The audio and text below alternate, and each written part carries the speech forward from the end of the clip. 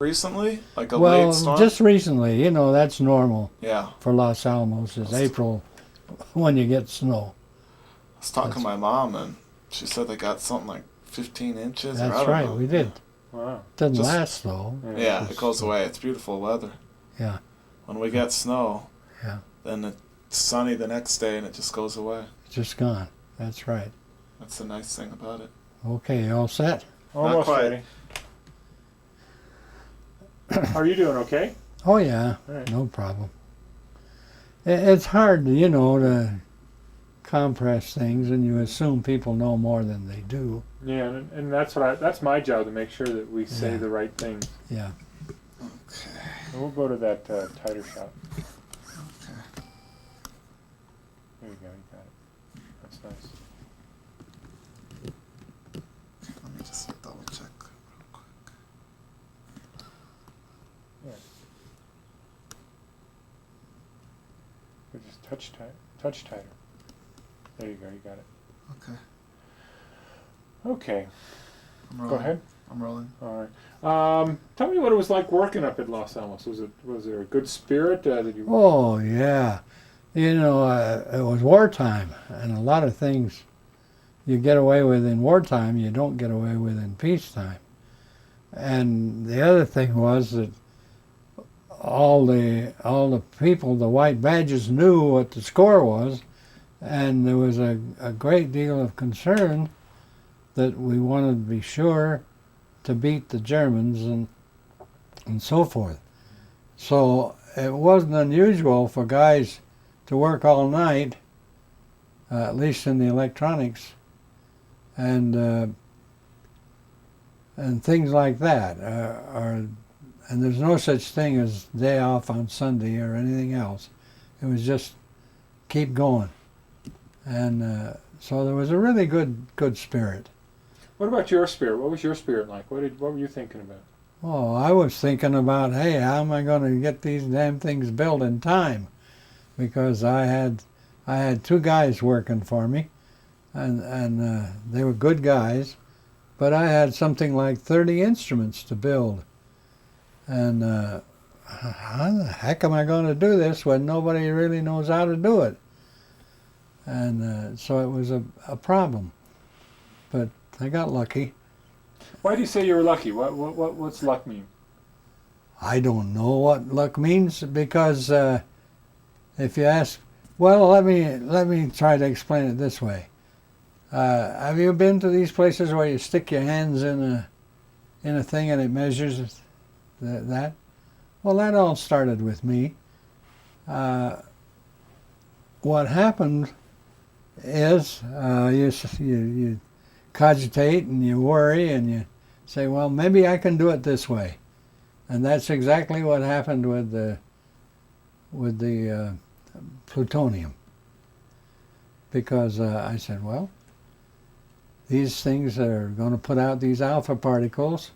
Now they don't go through very thick windows, and so I have to make thin windows.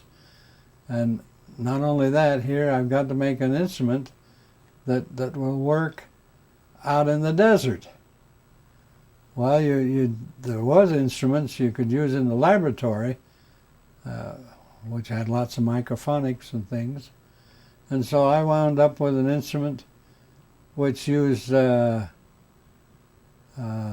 CO2 as the gas, and this way I got a bigger pulse out of it, and things like that. Okay. So, and then of course, after I sort of said, well, maybe this will work, and let's try it, and I could go into details here, but I don't want to, because thin windows and things like that, there was nothing. You had to figure out how to make a thin window that those alpha particles would go through. So I won't go into all of that. Okay. I want to get back to the idea of spirit. Did you have friends who were overseas fighting, and was that a motivation to you? No, it wasn't. The only motivation I had was because this was my job, and this is what had to be done, and And Dr. Hempelman, see, they were MDs, but Oppenheimer did it right because he said every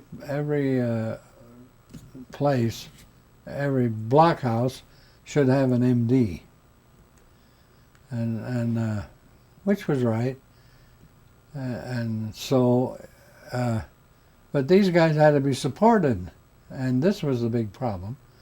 How the hell do you make these things and keep these guys going? Well, I finally wound up with, and some of the old guys around here will still talk about the old Watts meters and things like that, which I use there.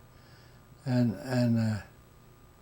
the reason they were called Watts meters was because Hempelman, there was a secrecy problem, and so you didn't want to say it was a radiation meter. So he called them a Watts meter, which kind of amused me. And that was the way we did it. It was, of course, the place was much smaller then. Remember now, that makes quite a difference.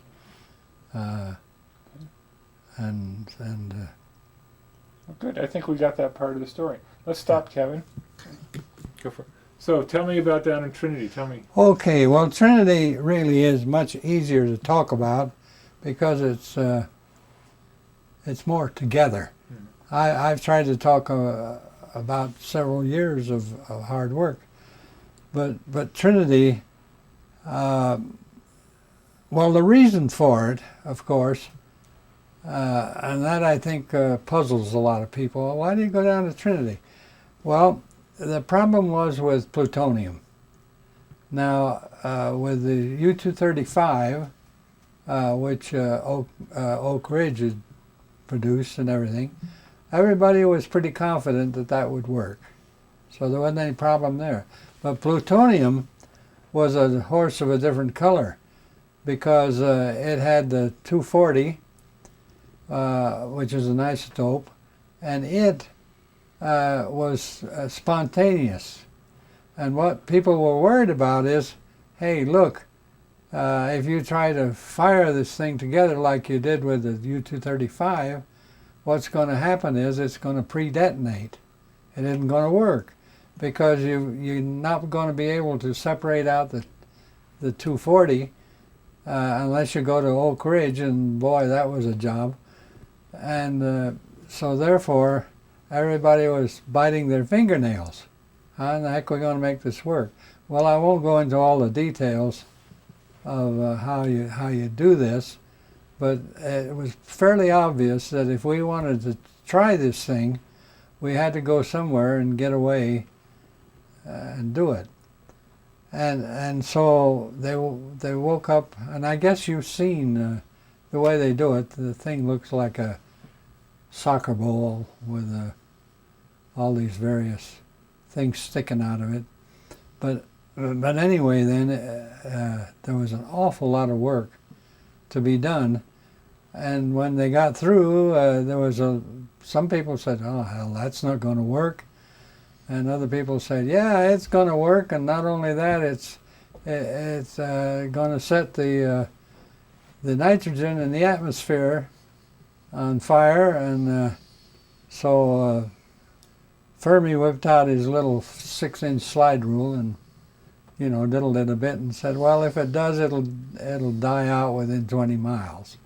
And so some of the guys removed themselves to Socorro because they didn't have anything to do with the thing. Now, my part of the thing was, of course, sort of extraneous to all of this. In other words, my job really was to help the MDs to protect these people.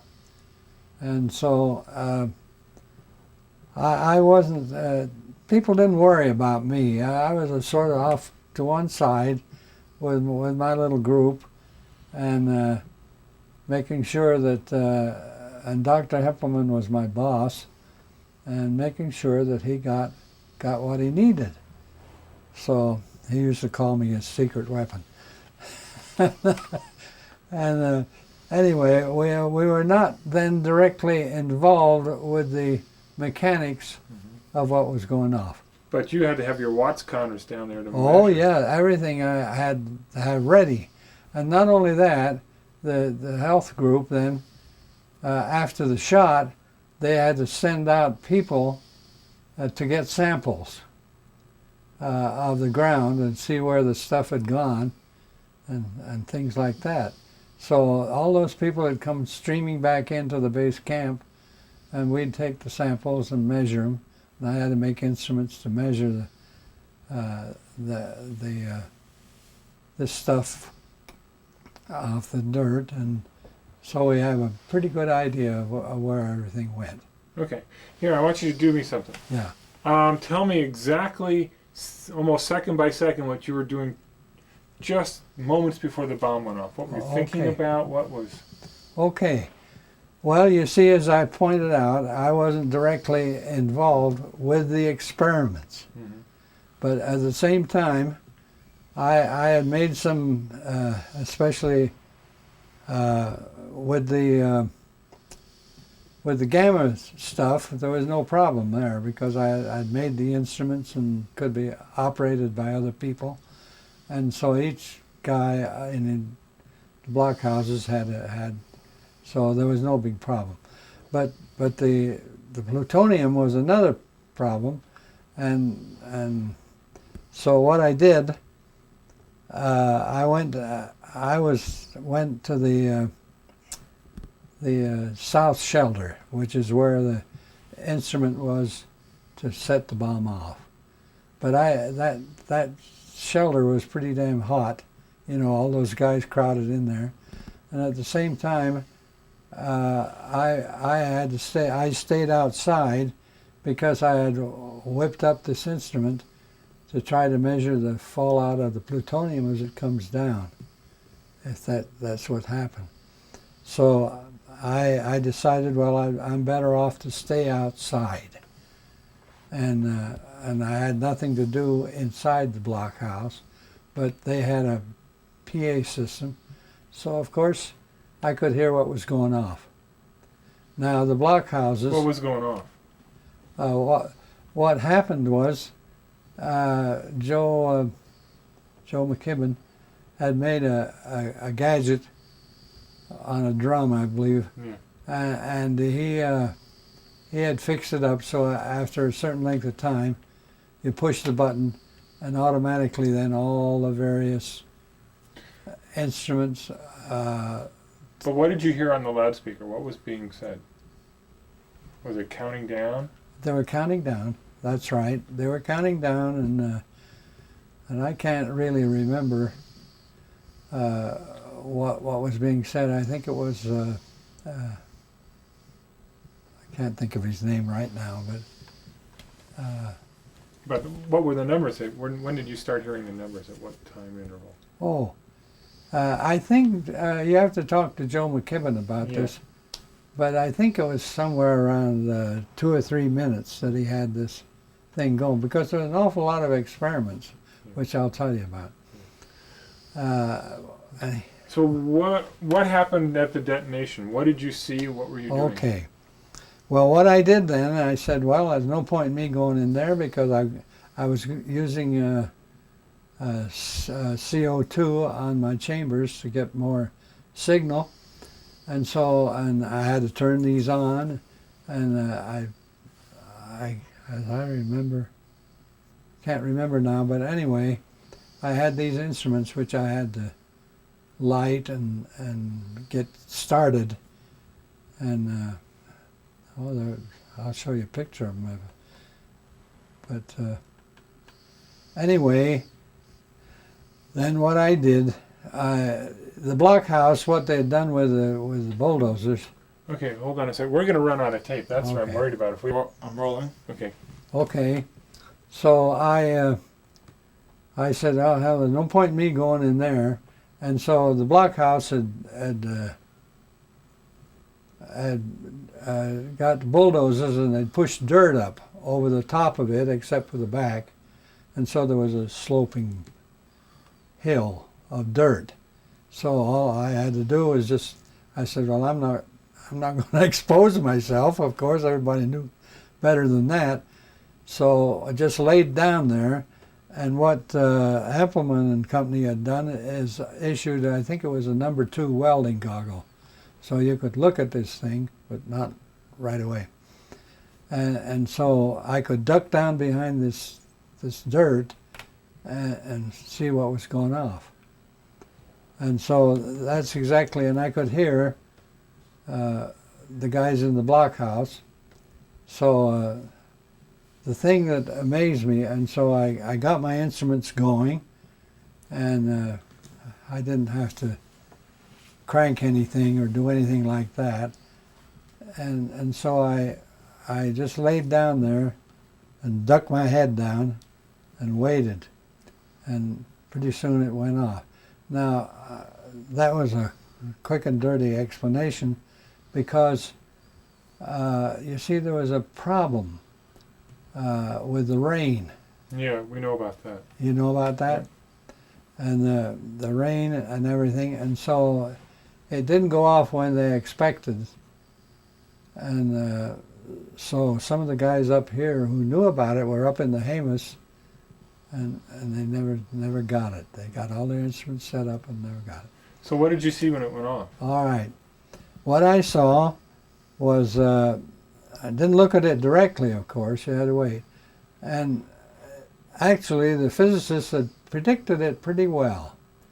The mushroom cloud and all that, where you hit an inversion layer, all of that pretty well predicted. But the only thing that surprised people was the light. Awful lot of light. And, you know, people said, oh, the sun came up twice and everything. Well, I by that time, the